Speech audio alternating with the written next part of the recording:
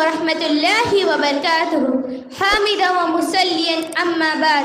मोहतरम उस्ताद इकराम, हाज़िर मजलिस, आज के इस सालाना जलसे में मेरी तकरीर का उन्वान है नमाज की अहमियत।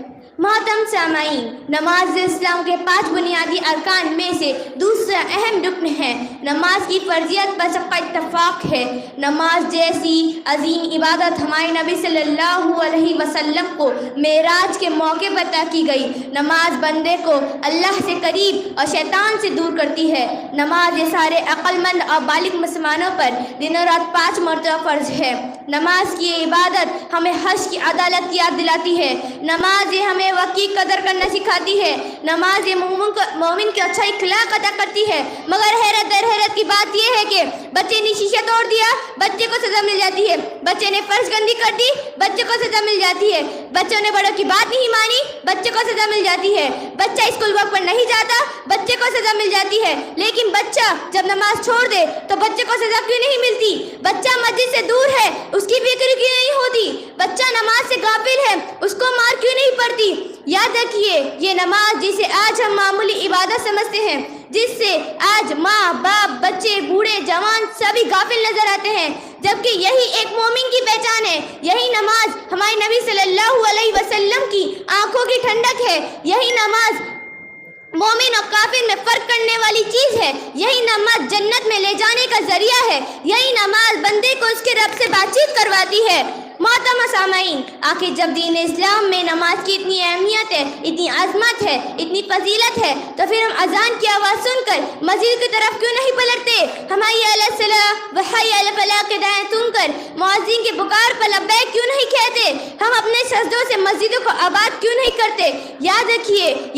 याद रखिए, आज हमारे हाथों में ताकत है, हमारे पैरों में तनाई है, हमारे जिस्म में कुव्वत है, इसके बावजूद हम आज नहीं पढ़ते।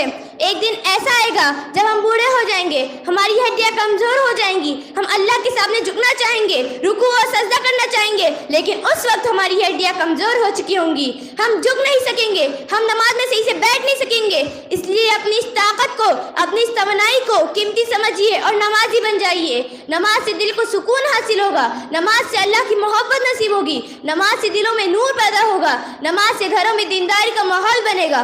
मगर अफसोस सदा अफसोस, आज हमें नमाज में कोई दिलचस्पी नहीं। हम दुकानों में बैठकर कारोबार में मसरूफ होकर बड़ी आसानी के साथ नमाज छोड़ देते हैं। हमारा हाल ये है कि हमारे पास कारोबार के लिए वक्त है, शादी ब्याह की दावत के लिए वक्त है, बच्चों के साथ घूमने फिरने के लिए वक्त है, मगर नमाज जैसी अजीम इबादत जो कि जंग की हालत में भी माफ नहीं, नमाज जो कि दुश्मन के सामने होते हुए भी माफ नहीं, नमाज जो कि नाबिना शख्स भी माफ नहीं, नमाज जो कि बीमारी की हालत में भी माफ नहीं, तो हम इतनी आसानी से कैसे नमाज छोड़ देते हैं? हम कुछ तो खुदा का खौफ करें। कल क़यामत के दिन जब हमारी नमाज के बारे में हमसे पूछा जाएगा तो हम क्या जवाब देंगे? कल क़यामत के दिन जब जन्नती लोग जहन्नम में जाने वालों से सवाल करेंगे तो खाई वो खासी होकर कहेंगे, लम नकू मिनल मुसल्लीन, हम नमाज नहीं पढ़ते थे, हम नमाज में सुस्ती करते थे, यही हमारे जहन्नम में जाने का सबब है।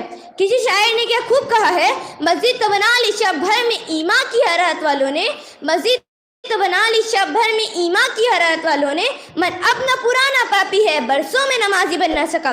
इसलिए उस दिन बसाने से बेहतर है कि आज से नमाजी बने और मस्जिद को आबाद रखे। अल्लाह हमारे दिलों को आबाद रखेगा। परवरदिगार आलम हमें 5 वक्त की नमाजें पाबंदी के साथ अदा करने की तौफीक अता फरमाए। आमीन।